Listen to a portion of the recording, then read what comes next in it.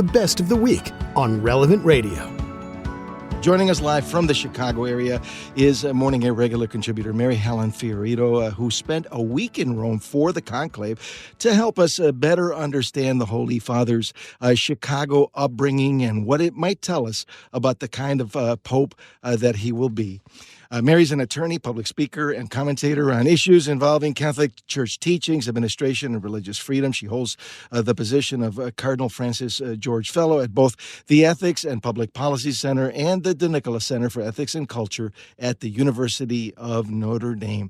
Good morning, Mary. Thanks so much for joining us. It's great to be with you once again. It's great to be back, John. Thank you for having me. Well, Mary, I really enjoyed your article that is featured in Angelus News, The Rise and Fall of the Chicago Suburb That Raised Pope Leo XIV. Before we talk about your story, I wanted to go back to your recent experiences in the Eternal City, in Rome, for the Conclave. What was it like in those days leading up to the big announcement? And if you maybe can share a little bit of your own perspective of the atmosphere that took place there in St. Peter's Square. Well, it was just electrifying, John. There's really not another adjective I can think of that describes it. As a Catholic growing up, these moments come along every couple of decades or so, right? And so to be able to be there when it happened was just extraordinary. And I was there with a team of colleagues. And, the days leading up to it are a lot of probably what you could expect, a lot of speculation, a lot of waiting around, right? While the cardinals are, first of all, getting ready to go into the conclave. There's a lot of prayer. We had opportunities to go into St. Peter's and pray at the tombs of, St. John Paul II and Pope Benedict XVI.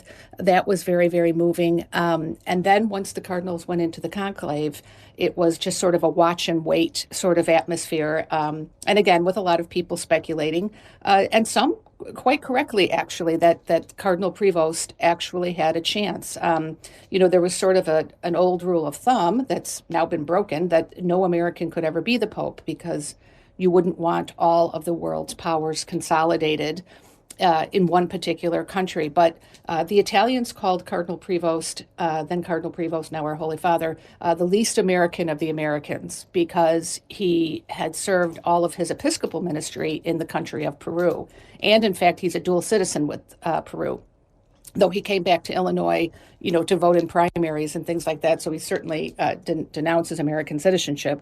But I think he just brought to the table a real combination of, first of all, the linguistic skills that are necessary. I mean, you would know this yourself. I think it's 35% of the world's Catholics speak Spanish as their first language, which, of course, he's completely fluent in.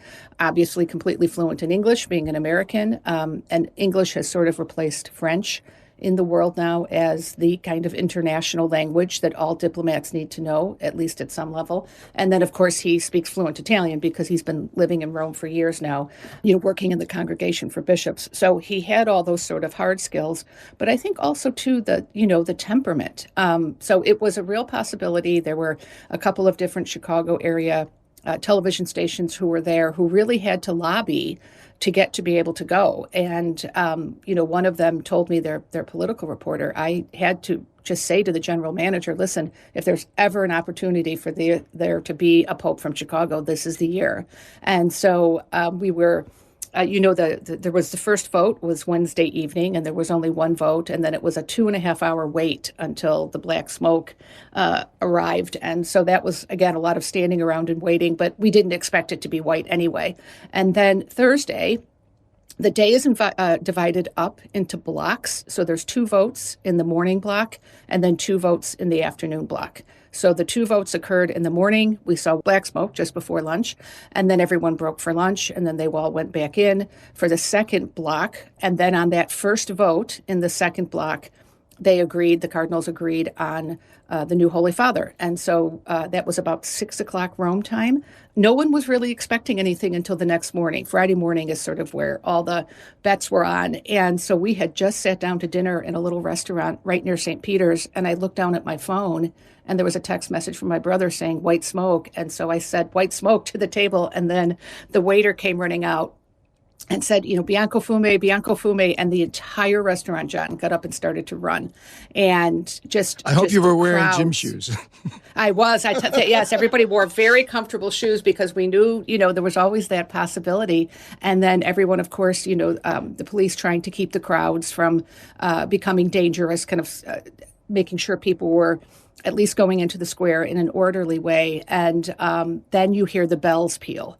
And so the smoke is the first sign that their new pope has been elected. But then also when the bells start to peal, then you know for sure that's 100% that a new pope has been elected. There's no mistake.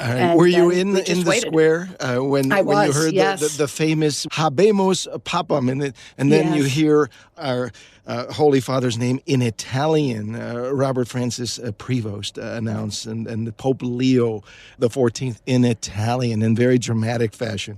Yes. Oh, it's so beautiful. And then, too, at that moment, the Swiss Guard, who have for the last 10 days or so had no one to guard, because that's the job of the Swiss Guard, is to guard the Holy Father.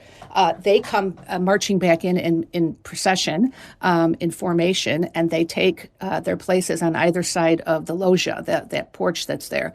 And so when you see them, there's the smoke, then the bells, and then the Swiss Guard coming back to guard the Holy Father. It's I was much more emotional than I thought I would be. And then, of course, when they announced Cardinal Prevost, who, is a Chicagoan, I knew was a Chicagoan, I just said, oh, my goodness, he's from Chicago.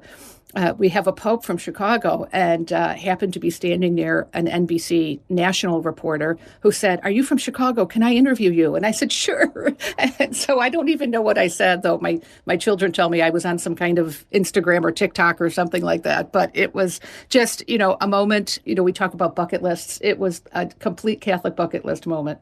And all of this has led to you writing this new article, The Rise and Fall of the Chicago Suburb That Raised Pope Leo XIV. Can you give us sort of a snapshot, a thumbnail sketch of your story? Yeah, well, thank you. Angelus News, is the official newspaper and website of the Archdiocese of Los Angeles, hence the name. And they wanted someone from Chicago to tell their readers a little bit more about the area that the Holy Father's from, because the southeast side is a small sort of area, geographically speaking, in the city of Chicago. But it is nonetheless, it's a very old neighborhood in the city of Chicago, and it grew up largely around the steel mills. So there were several, very large, prominent. U.S. Steel was one of them. And many working class and middle class families moved from sort of neighborhoods closer into the city center out to these new little suburbs that were just on the city limits, and Dalton would have been one of them. So the Holy Father's parents, I believe they were in a 2-flat or a 3-flat on the city's south side, moved from the Hyde Park neighborhood, where the University of Chicago is, out to this brand new suburb of Dalton. And that's where a lot of middle-class families, had the opportunity to sort of grasp and live that American dream. You had many, many families where the breadwinner of the family worked in the steel mills, but then there were also factories and all sorts of other industries in the area that made it very easy to raise a family. So the Holy Father grew up in this small house in Dalton, 3-bedroom, 2-bath Cape Cod, but then would have walked the 2 blocks into the city of Chicago because the suburbs right on the city limits, to go to St. Mary the Assumption Catholic School. And then he went from there to the Augustinian High School Seminary in Holland, Michigan. And there is so much more to this story. Obviously, we're not going to have time to go through many of Pope Leo's experiences there in Dalton, but you did a great job. I love the article. And where can our listeners go if they want to read it themselves? Just Google Angelus News, ANGELUS, angelusnews.com, and it should come up. We can help more people understand the neighborhood that raised our new Holy Father. Like what you just heard, share it with your family and friends. And thanks for listening.